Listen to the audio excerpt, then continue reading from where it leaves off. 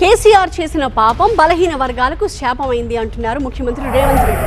స్థానిక సంస్థల ఎన్నికల్లో బలహీన వర్గాలకి 42% రిజర్వేషన్ కల్పించకుండా కేసీఆర్ తెచ్చిన ఆర్డినెన్స్ అడ్డంకిగా మారింది అన్నారు ఆయన. ఆ ఆర్డినెన్స్ ని తొలగించడం బీజేపీ చేతిలో ఉంది అన్నారు. కాంగ్రెస్ కి పేరు రాకుండా బీఆర్ఎస్ బీజేపీ కుట్రలు పన్నుతున్నాయన్నారు ముఖ్యమంత్రి.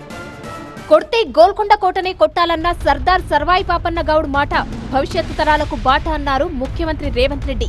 ఇచ్చిన మాట ప్రకారం ట్యాంక్ బండ్పై సర్దార్ సర్వాయి పాపన్న గౌడ్ విగ్రహం ఏర్పాటు చేస్తున్నామన్నారు ఆయన. సర్దార్ సర్వాయి పాపన్నకు సరైన గుర్తింపు ఉండాలి. వారి విగ్రహం బహుజనులకే కాదు తెలంగాణ సమాజానికి ఆదర్శంగా నిలబెట్టాలి అన్న ఆకాంక్ష ఈనాడు నెరవేరబోతుంది. బీసీ రిజర్వేషన్ల విషయంలో బీఆర్ఎస్ తీసుకొచ్చిన ఆర్డినెన్స్ అడ్డంకిగా మారిందన్నారు రేవంత్ రెడ్డి. చంద్రశేఖరరావు గారు 2018లో పంచాయతీరాజ్ యాక్ట్ను తీసుకొచ్చింది.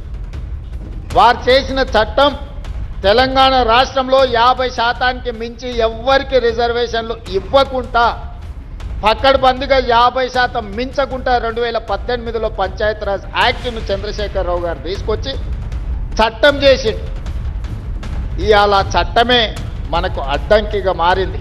బీఆర్ఎస్ బీజేపీకి బీసీలకు రిజర్వేషన్లు కల్పించడం ఇష్టం లేదన్నారు సీఎం. బలహీన వర్గాలకు సంబంధించి బహుజనుల కోసం రిజర్వేషన్లను పెంచుదామని దేశంలో ఉండే అన్ని పక్షాలు అక్కడికి వచ్చి మద్దతు ఇచ్చినాయి. మరి బీజేపీ బీఆర్ఎస్ అక్కడికి రాలేదు, మద్దతు పలకలేదు అని అంటే మీరందరూ ఆలోచన చెయ్యండి అని చెప్పి మీకు విజ్ఞప్తి చేస్తున్నాను. కేంద్ర మంత్రి కిషన్ రెడ్డి సహకరిస్తే స్థానిక సంస్థల ఎన్నికల్లో బీసీలకు 42% రిజర్వేషన్లు సాధించవచ్చన్నారు ముఖ్యమంత్రి. చంద్రశేఖరరావు గారు తెచ్చిన 50% పరిమితిలోనే రిజర్వేషన్లు ఉండాలని తెచ్చిన ఆర్డినెన్స్ తొలగాలి అని అంటే కిషన్ రెడ్డి మోడీ గారు రాష్ట్రపతి గారికి చెప్పాలి. ముస్లింల పేరు చెప్పి బీసీలకు అన్యాయం చేస్తున్నారని మండిపడ్డారు రేవంత్ రెడ్డి.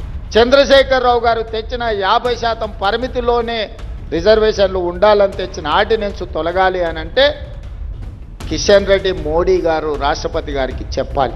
బీసీ రిజర్వేషన్ల బిల్లును 5 నెలలుగా కేంద్రం పెండింగ్ లో పెట్టిందన్నారు రేవంత్ రెడ్డి. బీజేపీ కుట్రలపై ప్రజలు నిలదీయాలన్నారు ముఖ్యమంత్రి.